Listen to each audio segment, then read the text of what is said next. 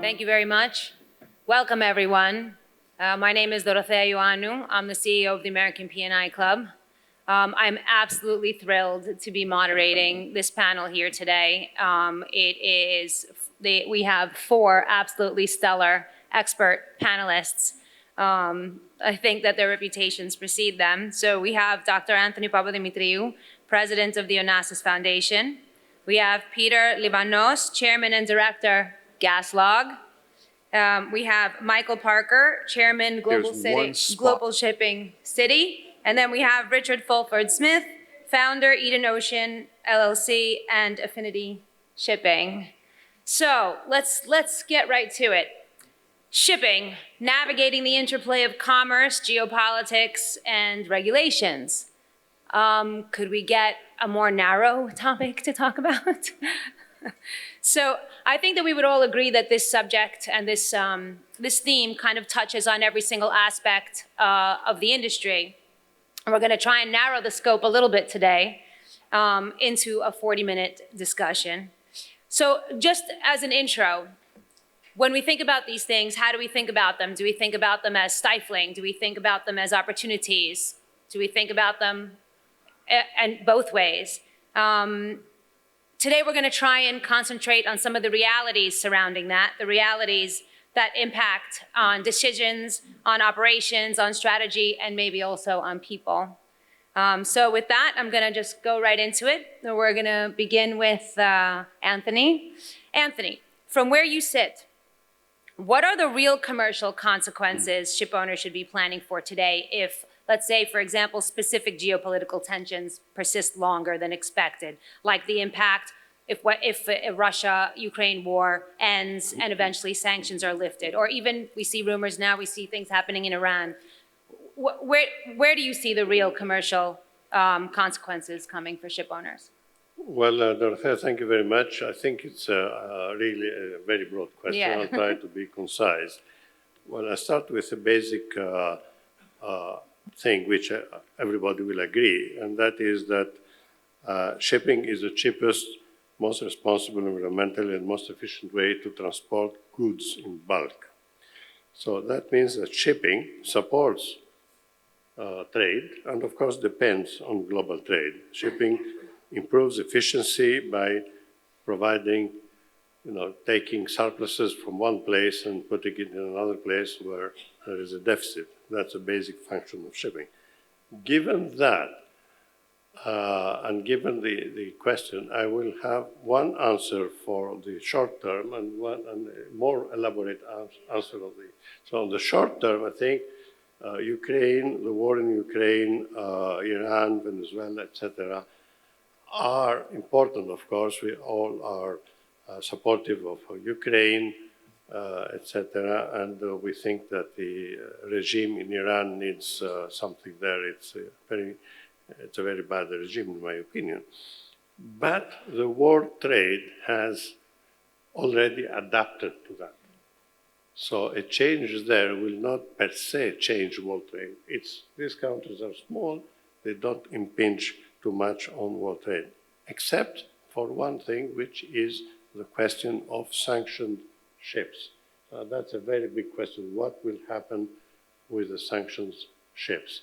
And I won't elaborate because I will take too long, but happy to afterwards to come back to that. I fear that sanctioned ships will remain in the world fleet after the sanctions have been lifted. That's my fear, and that's something we all need, as shipping community needs to think about. On a more, let's say, from a higher view, there are 3 areas of tension. One is US trade politics and policies, and not just tariffs.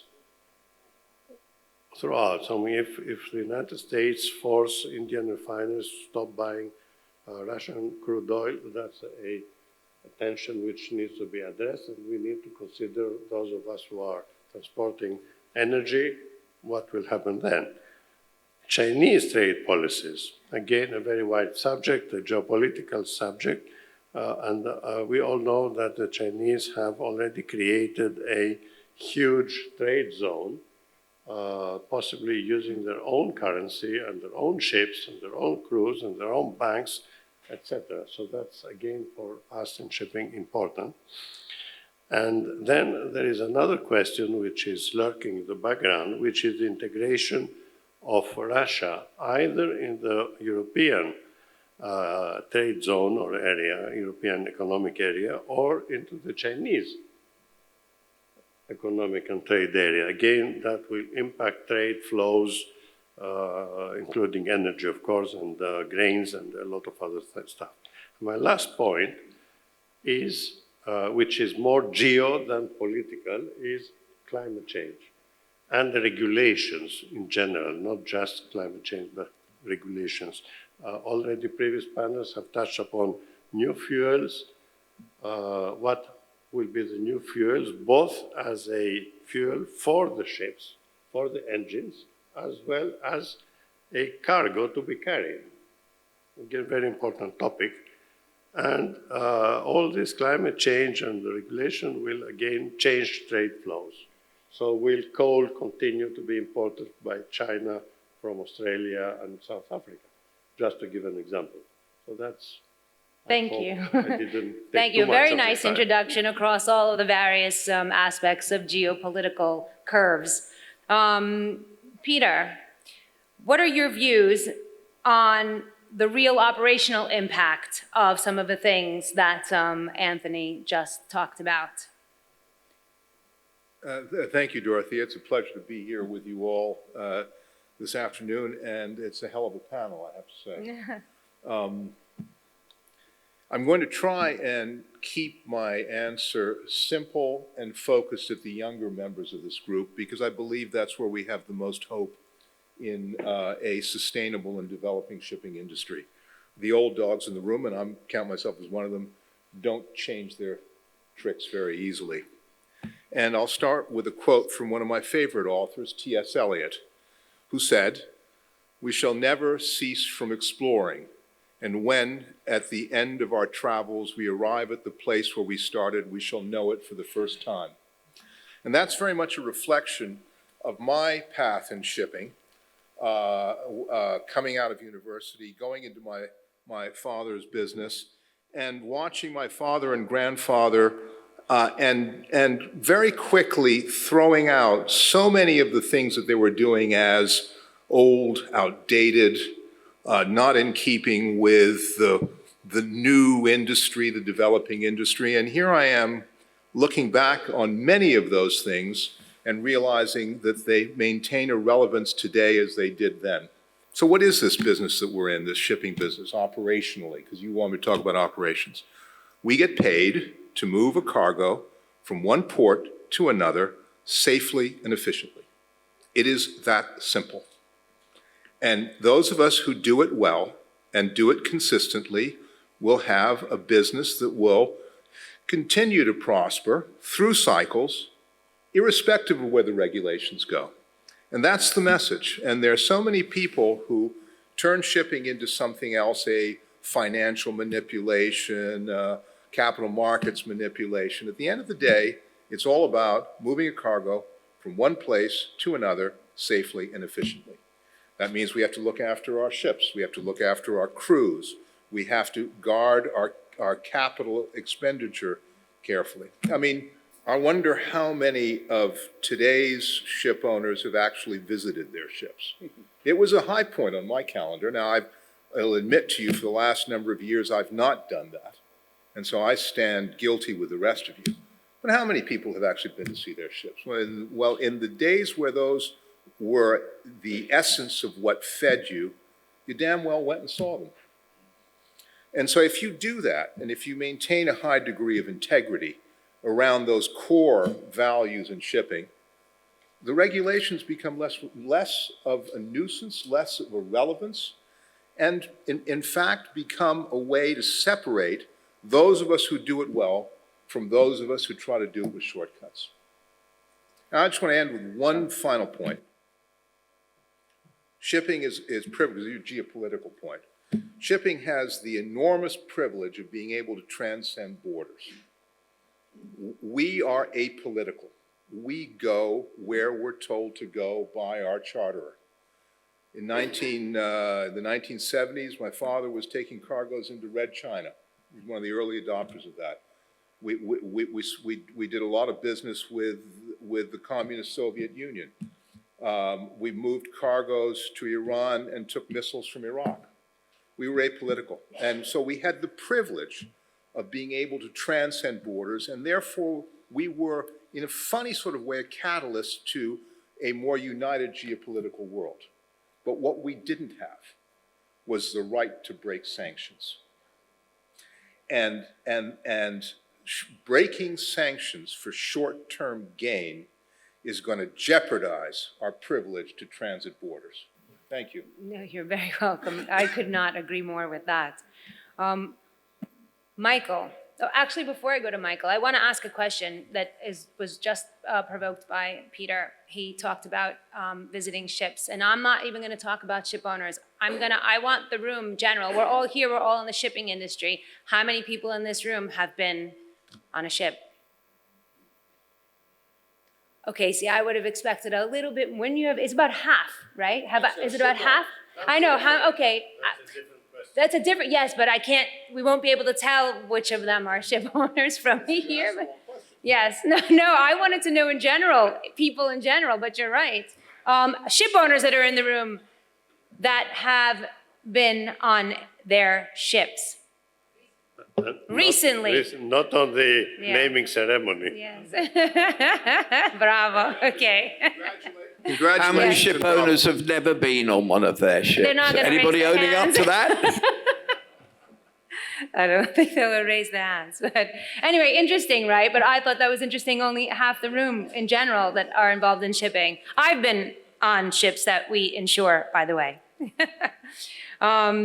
Michael, you are a vocal advocate for greater transparency and better governance, and rightly so, and that they are not obstacles, but enablers.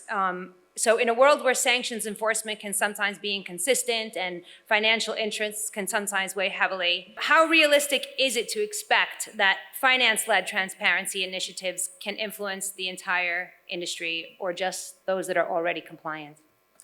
Thank you, Dorothea, and thank you, Nicholas, for this opportunity. I'm not going to defend the IMO. That's not the point. Anyone who might have defended them appears to have not turned up. What I think is very important is what the IMO did in 2018 when it came out with the data collection system regulation. Without that, we wouldn't have the Poseidon Principles, but without that, we wouldn't have the only legally verifiable emissions of any industry in the world. And this is the industry that moves 90% of global trade. Every consumer in the world depends upon the shipping industry. And the emissions that come from that in the supply chains, and it's not just on board the ship, it's from the factory floor to your front door that everyone thought was just a white van during COVID. Those emissions are what decarbonization of this industry is about. And it isn't the 3% or the 2 point whatever, it's the fact that global trade will continue to grow and those emissions will become 10% of all emissions. But we have to remember this is a long game. The commitment by the Paris COP for the IMO to come up with a plan was decarbonizing this industry by 2050. And you'd think everyone was panicking about what's going to happen this October. This is a long game, and so do not get angry and flustered by one attempt to do that. A lot of the things I heard said earlier today, made a lot of sense. I think the Deputy Assistant Secretary for Transportation been making the point about Betamax and VHS for those of the older people in the room who know what I mean. He made a very important point, which is if you over-regulate something, you will stymie innovation, and that is very important. So what is the alternative? The alternative is transparency. And transparency is very important because for those of you who fear the wrong regulation. Transparency is your best ally, and you have it in that regulation. Because by disclosing the emissions of what you do, you show the progress you are making. What we in the Poseidon Principles have done, and by the way, I urge the Greek shipping banks to call me afterwards, what we have done is show how we as lenders to the shipping community, we are merely reflecting the significant improvements you have all made in your operations. Apart from LNG, there are no alternative fuels quite yet on the water. So it's all about the things that responsible ship owners are doing to lower their emissions. Some of it is reacting to political or trade events, but actually it is active decisions by you as owners and your management teams to do the right thing. Now, some people are very proud of that and talk about it a lot. Others don't talk about it. But I think you're going to have to talk about it. Because to my view, the only way you're going to deal with preventing poor regulation is to allow that transparency to determine the commercial outcome.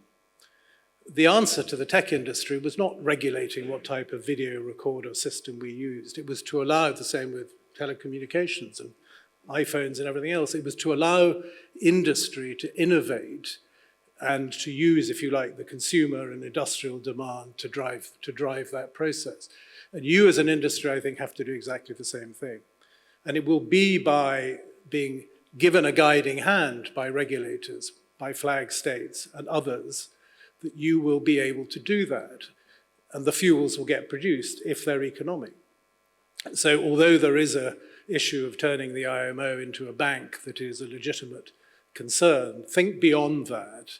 Think to actually how being transparent will drive the investment into the solutions that work, because you'll be showing what does work, and you will get your reward in the better performers actually filling your ships first and being able to charge the higher rates. But there's another reason why transparency becomes very important, because as we've seen in the last few years, particularly shown through the Ukraine-Russia war, the system is broken. Now, a lot of people would say it's not really broken. It is broken. We have 2 fleets effectively operating in some of the trades, and that can't go on. Now, we saw the US in Venezuela and then in the North Sea interdict a ship, and we've seen others now realize they do actually have a legal basis for stopping a ship that they believe is breaching sanctions. So yes, we need more aggressive interaction of those political leaders who have the basis of law of doing stuff.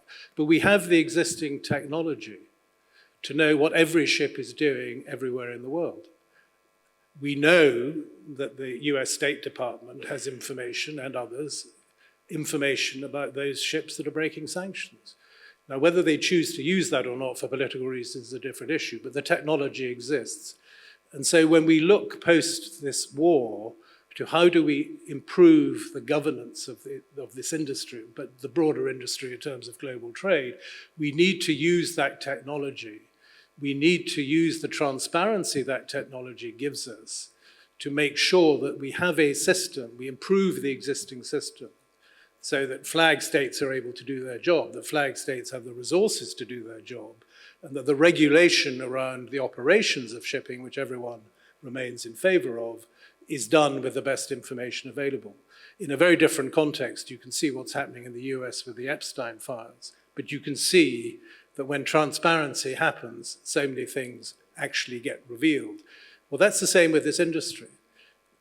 We can use that transparency to reward those people making the right decisions, and then regulation will become your friend, because the regulators will react to where the commercial direction is going. And so whilst I understand, particularly for anyone outside the container trades, why what was being proposed was not something you were in favor of, that will pass. I assure you that will pass, but there has to be an alternative. And the alternative is you must embrace transparency, or you will find the regulation comes anyway. Your ability to influence that regulation will come from being transparent. Thank you, Michael. Richard, just connecting some of the things that Michael just said, and going on into enforcement aspects of this in your views. I mean, you talked about flag states, and flag states, class societies, P&I clubs are, to a certain extent, they influence enforcement, if we're going to be frank about it. So you've been quite vocal about the power and the impact of enforcement when it comes to sanctions, and we've been seeing a more intensive shift, more vessels being listed, both from the EU, UK, US. So, you know, what are your views on this shift now, and what are your thoughts on all of this generally? Thank you, Dorothea. And before I answer your question, just to say, it's my pleasure to be here. And Nicholas, thank you very much indeed for arranging this. It's been great. It was equally lovely to hear Lou speak, given an award for just being a very decent human being. And I think in Greece here we have a lot of very decent human beings who've actually made Greece into quite a spectacularly different place over the last decade. When I drive on the road down to Glyphada, I see an amazing amount of work. Stuff going on that we wouldn't have dreamt during those dark days when you had an austerity period. Austerity hasn't actually hit shipping for a while, and the question that you ask, and the implication, of course, that we potentially can't rely upon any regulatory body to cover every part of shipping, which, as Michael quite correctly says, we'd like to actually be doing this thing in a very decent way, and decent to the human beings that actually in the world need to be assisted, including the people that operate on your ships. Every ship owner actually takes seriously, as far as I'm concerned, visiting his ships. Maybe, Peter? I remember Torben Korsha used to visit every one of his ships in TK in the good old days once a year. That's quite a lot. It's excessive. But the people on board the ships are the people that we have to actually care about, because they are the most vulnerable in a certain way.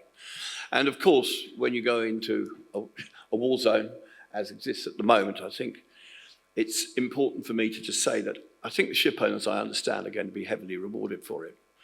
They don't ask the crew whether they actually want to do it, or rather, there are people on board that ship who will probably never object to being told what they're going to do next, because the alternative's worse. So I think we have a great responsibility to rely upon the insurance industry in a certain way to set the rules for us, because without cargo insurance, let's be frank, and the job of every ship owner is to transport cargo. I have to say, Greece is a fantastic place for us to be doing business. I've been privileged to be coming here for 50 years and meeting some fantastic people. Anthony, Peter, greats in their own way. And we've seen the industry spread across different sectors. I think there is an answerability in certain sectors that there may not be in others. And I think the tanker industry has been particularly thrown into this position because, of course, of the wars that exist, the threat that we face, that you've talked about in the Russia-Ukraine conflict, what's been happening potentially in Iran. And of course, these have a major impact, but we have to see past this. We have to take very seriously the need to resolve these wars. It's appalling to see shipping in its own way prospering whilst other people are suffering, but we have to admit that being interrupted in what we do by these conflicts has a certain positive effect for shipping. And I think we're generally speaking quite modest in talking about that. Humility is a great thing. We need to be humbled enough to say that regulation doesn't work terribly well. Will we get to the utopian green world that he and I would love to see in shipping? Yes, but it'll take a lot of time. And it has to be done in a productive way. And the IMO has obviously put back its plans for a year, which I think was probably regarded by most people here as quite sensible. But we still need to have the ambition, because evolution is the most important thing. And I come from a background of always wanting to change things. And there aren't many people who want to do that, because the status quo, particularly when the market is as good as it is for everybody, don't touch it, please leave it alone. And I understand that. But Dorothea, I think we all agreed that this was going to be a very big top set of topics: regulation, geopolitics, and of course, thank you very much indeed for putting yourself into the center of my belief that the insurance business is going to actually have to take a much greater responsibility for being quite, I would say, on our side. Look after everybody, please. Thank you, Richard. We will continue to do our best. And then just as was mentioned earlier by Peter,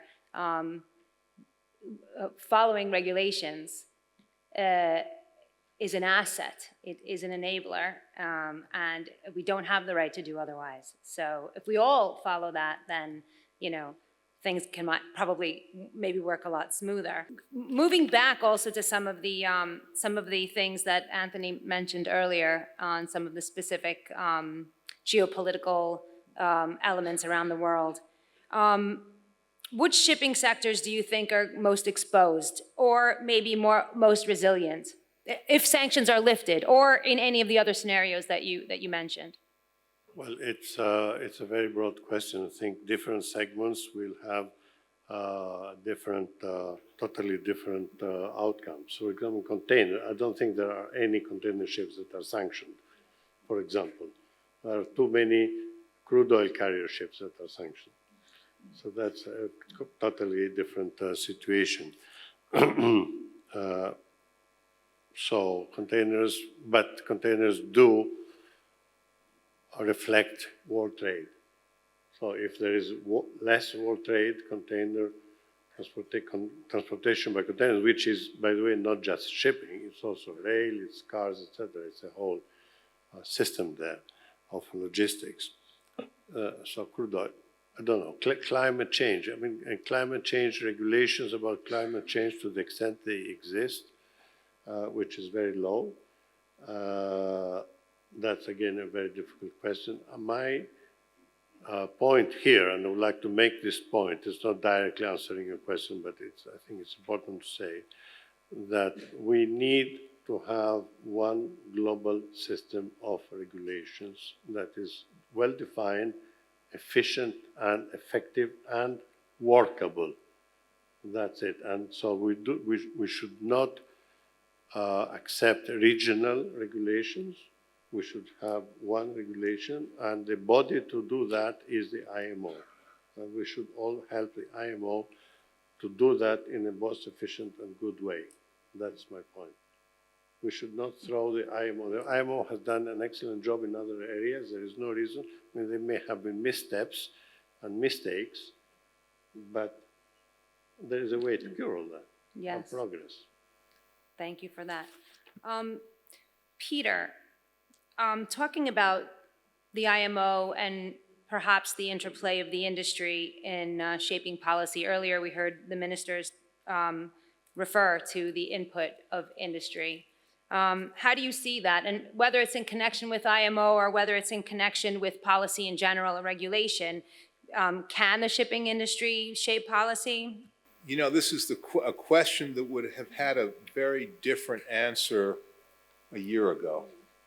We're in a world where we're moving away from a global order into a fractured, to a certain degree, regional nationalistic group of power structures. I mean, you have the deputy chief of staff saying, no laws. I do what I want because I'm the strongest. So with that background, I think it's, although I'm completely on line with Anthony, that the IMO should be nurtured, preserved, and encouraged to develop. Under the present circumstances, I'm a little bit cynical about whether anyone can do that, and in fact, whether some of the powers that exist today actually want to do that. It was really quite depressing to see the American flag come off the WHO yesterday afternoon. I don't know if any of you else saw that. We as an industry need to lead, and we need to lead using the tools we have. It goes back to what I said. We have some core values. Those core values have been in existence since man took to the sea. And we need to reaffirm those core values. And then we need to put in place some mechanisms, which Richard talked about, of how you can get those who choose to abuse our core values to get back in line. And the only thing that speaks is money. And I completely agree with Richard that right now the only tool that I can see is the use of the insurance industry. I thought the banking industry might be able to help, but there's so many alternative forms of capital today that the banking industry has lost its keen sense of, I'm not going to give you the money anymore. Somebody will find it somewhere else. But unless we get back to the core values of shipping, preserving life at sea, being efficient with what we do. Efficient means environmentally efficient along with commercially efficient, being safe at what we do, because human lives are the most precious thing that we have. No amount of regulation is going to make the industry sustainable, and this industry is not going to be able to determine what that regulation looks like. Thank you, Peter. Richard, you've now heard some of the things that are being said around you after yours. What are some of your thoughts on that? I think we cover a lot of ground here without necessarily saying what comes next and in which order it comes next. And it's really disappointing that, for example, the first person to actually do something really very positive about sanctions was Donald Trump. Because actually, without him, we wouldn't be arresting ships. I'm very sorry to say it, but this is a problem. When you can see, and we have the ability to watch. I believe Vladimir Zelensky was having a go at sanctioned ships before Donald Trump. Yeah, well, I'll tell you what, Donald Trump's a lot more efficient when it comes to being listened to, and he seems to dominate too much of our time in the media at the moment, but in some ways in a good way. Because it is extremely important that we say one thing about this dark fleet: it's dangerous. You're actually putting people's lives in danger, and that's coming back to the conversation that Peter and I had about you wouldn't see this in the aircraft business. Safety of life at sea and safety of life in the air are two very, very different considerations, which we touched on last night. But let me just come back to the core But as point. Anthony said, the safety record's been pretty damn good. In shipping? Yeah. I think it's been amazing. We've got away with it. I mean, you know, we've had ships hitting each other and people actually surviving the most horrendous accidents and then arguing about who's going to pay the insurance bill, but that's another matter. Let's not go there. The reality is very simple, that we live in an absolutely great golden age of profit generation. Peter talked about it's all about the money. It's not all just about the money. It's about actually finding something which is sustainable in the future. It's about finding something that we can all be very proud of. And I'm very proud of the Greek business, and I'm particularly proud of the fact that there is a real desire to continue going, and you are the number one ship-owning nation in the world without a shadow of doubt, particularly private. And the people I'm surrounded by in this room have done an immense job to contribute to that. But I tell you what, I think evolution, change will be for the better. We will get there, Michael's initiatives included, and I think that I'm going to be hopefully part of that. I will say one thing: you need to get rid of old ships, and you need to find a better way of doing it, a healthier way of doing it. Let's not talk about scrapping ships, please. Let's talk about recycling these damn things and getting on with it as soon as possible, starting in Europe. Michael. Do you have a recycling company? About to. It's difficult to add to anything that my colleagues have said, but I want to remind people of a few things. I'm not sure if the word China has been mentioned that much, but we worry about what's coming out of Washington. In the shipping context, I would worry far more about decisions being made in Beijing, because their influence in regulation is going to be far more significant, not just in terms of fuel and technology, but also probably ultimately what happens in terms of nuclear shipping, which the head of Intertanko referred to. So I'm glad it came from a tanker senior rather than from a banker. I'm tempted to say, in response to Peter, that it's about time the good times ended and we had a good old-fashioned shipping crisis, and then the banks could reassert some control. The problem is, because you keep paying us back, we don't have any leverage over you. But thank you for continuing to provide the emissions data that we ask for, and we will go on asking for. I think the point has sort of been made, but I want to emphasize it. And I was reminded, Nick Brown, the CEO of Lloyd's Register, told me that Lloyd's Register certified the safety of LNG as a fuel before the IMO.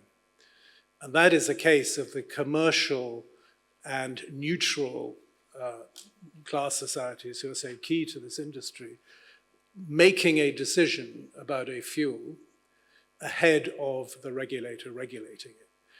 And that showed the initiative being used by the ship owners at the time.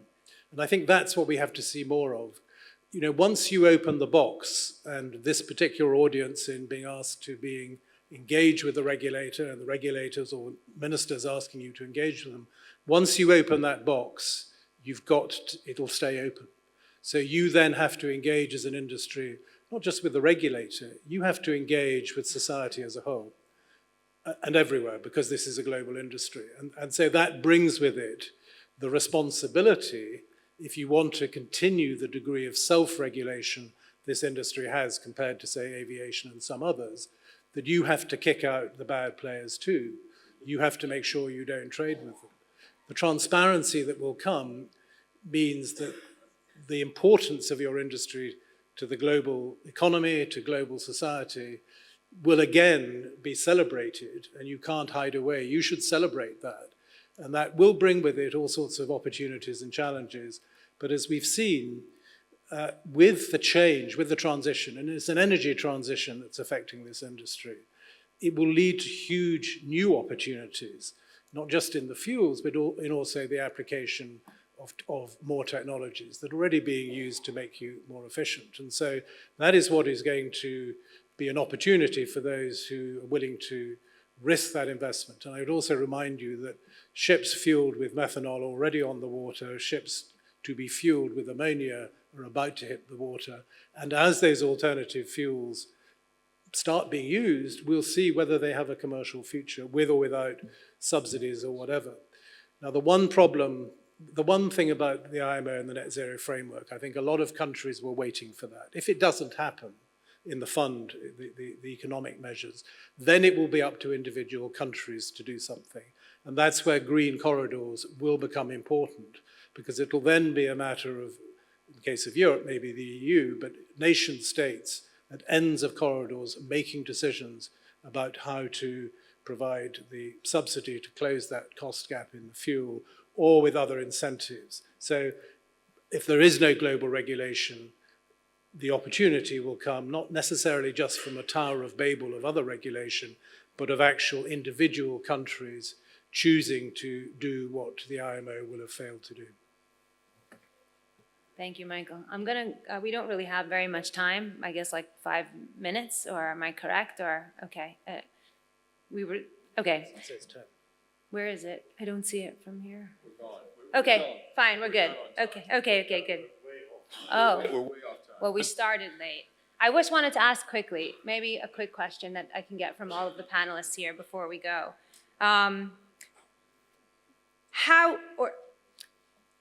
Who do we think should ultimately be responsible for ensuring that commercial success is not built on regulatory gaps and/or human exposure? And/or if you could change one thing, or if you had one wish, what would it be to make a difference? Either one, both. You want to start from Why don't you take that, Richard? Richard? Why don't you take it? I don't want to do that because I know I'm going to say something that might look like it. But that's what we want. Come on, Richard, why don't we? Go ahead, Richard, we're rooting for you. Listen, I think it's perfectly clear Everybody. to all of us that we want to do things in the best possible way, with the best possible ships and the best possible crew and the best possible consequences. Right now, we face some very significant challenges in making selections of which sectors we operate in. I do know one thing, and that is that obviously fortune favours the brave, doesn't it? And this is what Greece has been damn good at forever. I'd like it possibly not to be too sheep-like, though, because if we continue ordering VLCCs, my little Bruton project's going to go badly wrong, isn't it, Peter? But at the end of the day, I just want to say this is a fantastic audience we've got here in Greece. And I think Greece actually leads an awful lot of people, because guess what? My Scandinavian friends, they look at what's happening down here and they go, we can't compete with that. And what they can't compete with is actually the amount of money that's been generated here by making huge bets. I hope they come off for people, but I would just warn people that history has a habit of repeating itself, and it looks a bit like that. And he and I agree that we need to do something on the green file. I'm a huge advocate of LNG, but only because there's an infrastructure in place and it makes it more affordable. And the pathway is very clear. So that self-interest and his self-interest dealt with. These two fine gentlemen have been modest enough to let me answer that question, but I'm sure they could do a better job than me. Okay, thank you very much.